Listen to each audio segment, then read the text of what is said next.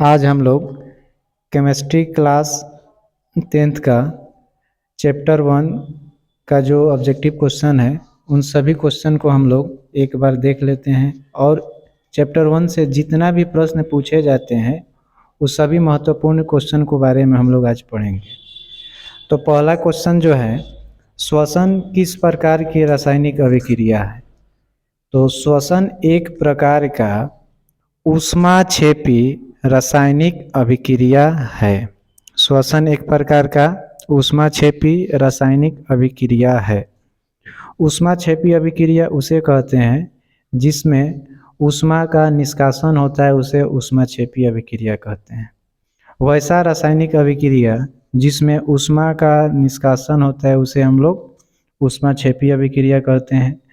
तो श्वसन की क्रिया के समय में ऊष्मा का निष्कासन होता है, इसीलिए श्वसन जो है एक प्रकार का ऊष्माक्षेपी अभिक्रिया है।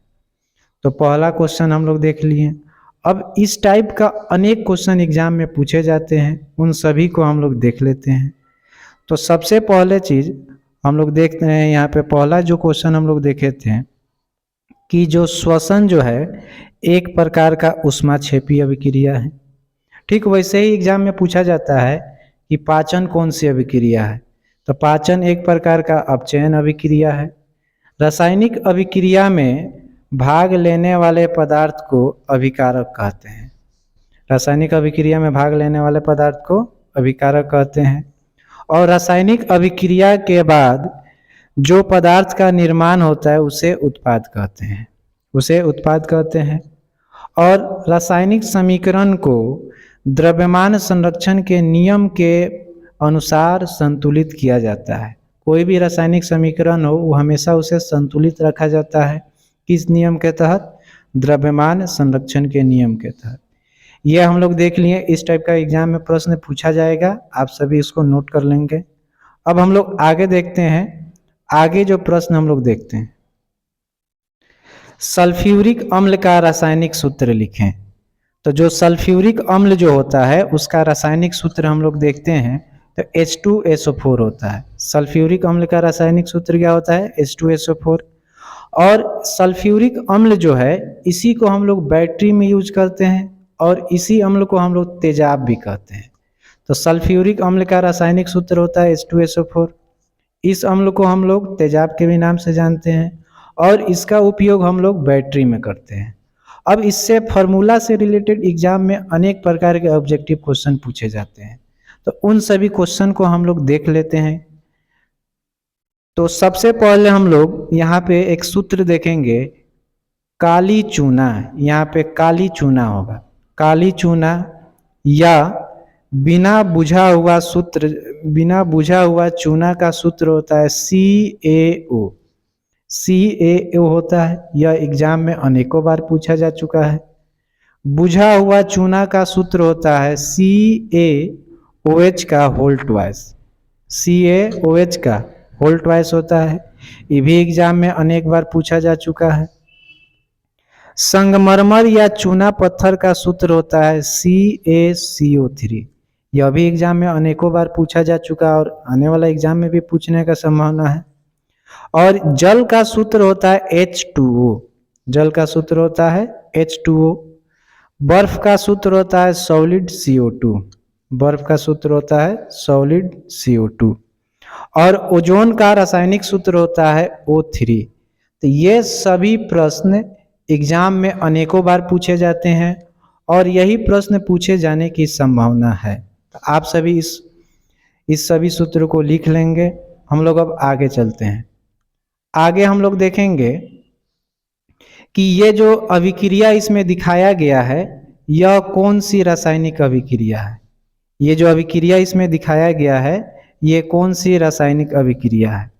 तो इसमें अभिक्रिया में दिखाया गया है कि जब CaCO3 को, चूना पत्थर को जब गर्म करते हैं तो CaO और CO2 में टूट जाता है। तो यह बताना है कौन सी अभिक्रिया है। तो यह एक प्रकार का वियोजन अभिक्रिया है। कौन सी अभिक्रिया है? वियोजन अभिक्रिया, जिसमें एक पदार्थ टूटकर दो या दो से अधिक पदार्थ का निर्माण होता है उस रासायनिक अभिक्रिया को वियोजन अभिक्रिया कहते हैं। तो हम लोग इसका एक्सप्लेनेशन हम लोग देख लेंगे। इससे क्वेश्चन सब्जेक्टिव में भी पूछा जाता है, तो आप लोग यहाँ पे ध्यान दीजिएगा। इसको सब्जेक्टिव मोड में हम लोग पढ़ेंगे लोग, क्योंकि सब्जेक्टिव में भी ये पूछा जाता है। तो इसमें हम लोग सबसे पहले डिफिनीशन दिखेंगे। डिफिनीशन में हम लोग देखेंगे कि वैसा रासायनिक अभिक्रिया जिसमें अकेले यौगिक टूटकर दो या दो से अधिक सरल पदार्थ में बदल जाता है तो उसे वियोजन अभिक्रिया कहते हैं। वियोजन अभिक्रिया को अपघटन अभिक्रिया के नाम से भी जाना जाता है। तो यहाँ पे हम लोग 2 पॉइंट देख लिए। और वियोजन अभिक्रिया को पूरा कराने के लिए ऊर्जा की आवश्यकता होता है। यह ऊर्जा ऊष्मा के रूप में भी हो सकता है, प्रकाश के रूप में भी हो सकता है और विद्युत के रूप में हो सकता है। तो इसमें बाहर से ऊष्मा देना पड़ता है, ऊर्जा देना पड़ता है, इसीलिए यह एक प्रकार का कैसी अभिक्रिया होता है, ऊष्मा शोषी अभिक्रिया होता है। तो आप सभी इस पॉइंट को लिख लेंगे, जो ऑब्जेक्टिव के साथ साथ सब्जेक्टिव में भी पूछा जाता है। अब हम लोग आगे देखते हैं, आगे हम लोग बढ़ते हैं। तो आगे हम लोग देखेंगे, एक इसका उदाहरण देखेंगे। कभी भी आप सभी अगर एग्जाम में डिफिनीशन पूछे कि वियोजन अभिक्रिया किसे कहते हैं, तो सबसे पहले हम लोग उसका परिभाषा लिखेंगे, ठीक। और परिभाषा लिखने के बाद से हम एक एग्जाम्पल सेट करके उसमें सेट कर देंगे। 3 या 2 या एक एग्जाम्पल उसमें लिखा जाता है, कभी भी अभिक्रिया से क्वेश्चन पूछा जाए तो यहाँ पे आप लोग देखिएगा कि कैल्शियम कार्बोनेट को जब गर्म करते हैं तो CaO और CO2 में टूट जाता है। जब जल में विद्युत धारा को प्रवाहित करते हैं तो H2 और O2 में टूट जाता है।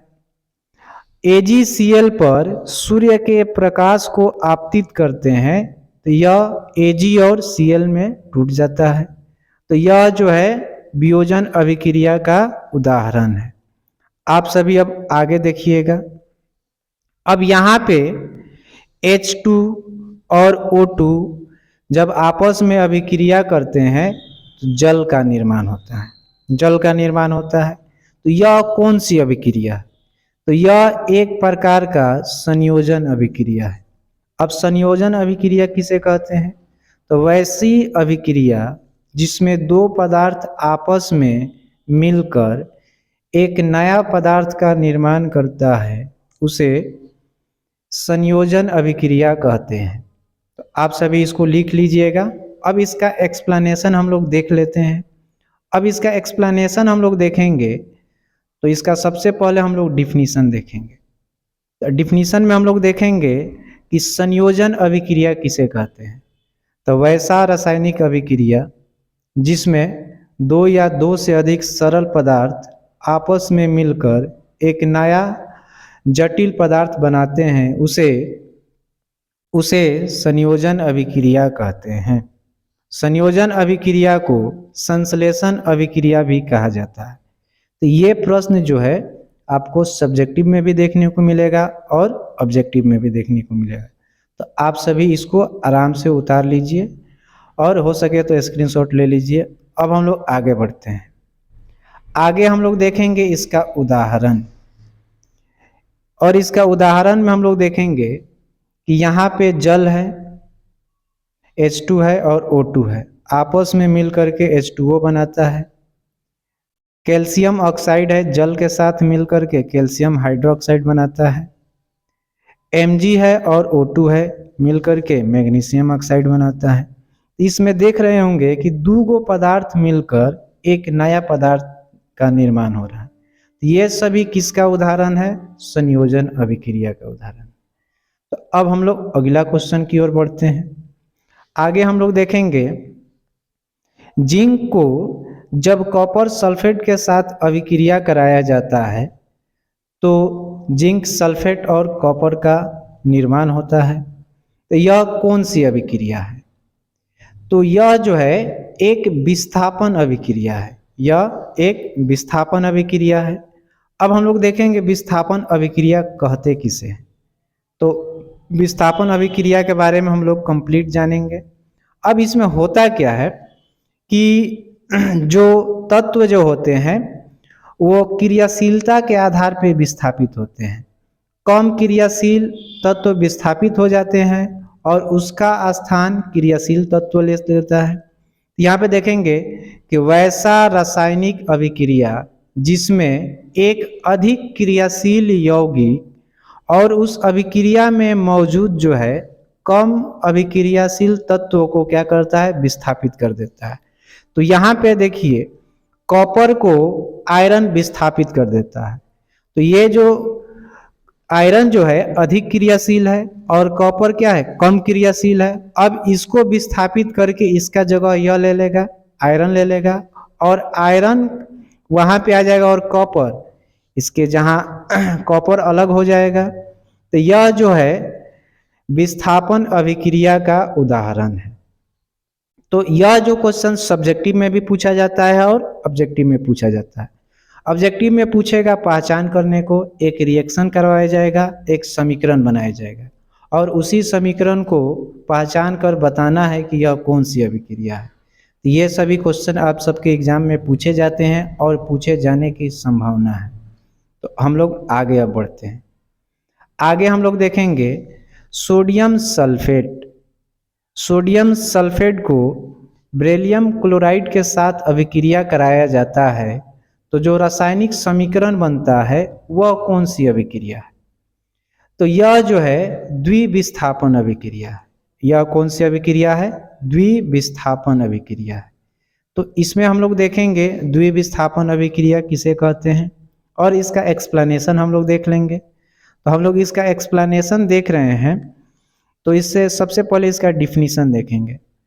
तो वैसा रासायनिक अभिक्रिया जिसमें दो आयनिक यौगिक धन आयन और ऋण आयन आपस में स्थान बदलकर भिन्न यौगिक का निर्माण करते हैं तो उसे क्या कहते हैं? द्विविस्थापन अभिक्रिया कहते हैं। तो यहाँ पे एग्जाम्पल आपको दे दिया गया है और एग्जाम्पल के आधार पे आपको समझ जाना है कैसे यौगिक धन आयन और ऋण आयन आपस में स्थान बदल रहे हैं।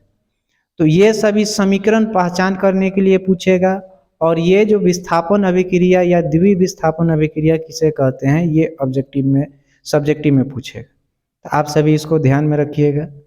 आगे हम लोग देखेंगे इसमें क्वेश्चन कह रहा है 7 नंबर क्वेश्चन कि किस रासायनिक अभिक्रिया में या अभिक्रिया के दौरान किसी पदार्थ में ऑक्सीजन का योग होता है, मतलब ऑक्सीजन की वृद्धि होता है। तो इसका आंसर होगा उपचयन अभिक्रिया।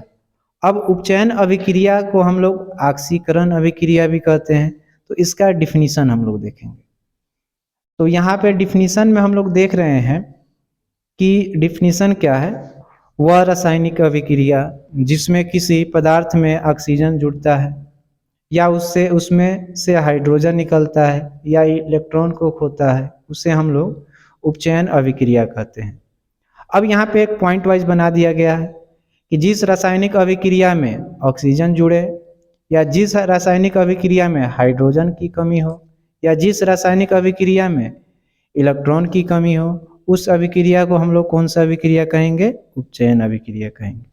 अब उपचयन अभिक्रिया को हम लोग ऑक्सीकरण अभिक्रिया के नाम से भी जाना जाता है। तो आप सभी इस पॉइंट को लिख लेंगे और आगामी परीक्षा के दृष्टि से ये सभी क्वेश्चन बहुत महत्वपूर्ण होने वाला है। तो हम लोग आगे देखते हैं। आगे हम लोग देखेंगे कि रासायनिक ये उपचयन अभिक्रिया का उदाहरण क्या है। तो ये सभी उसका उदाहरण है। आप सभी इसको लिख करके नोट डाउन कर लेंगे। तो आज हम लोग इतना ही क्वेश्चन रहने देते हैं। अब इसके अगला क्लास में हम लोग इसके बाद जो टॉपिक जो है इसको हम लोग डिस्कस करेंगे और सभी आगामी परीक्षा के दृष्टि से सब्जेक्टिव हो चाहे ऑब्जेक्टिव हो सभी क्वेश्चन को हम लोग विस्तार पूर्ण पढ़ेंगे। तो आज के लिए हम लोग इतना ही रहने देते हैं।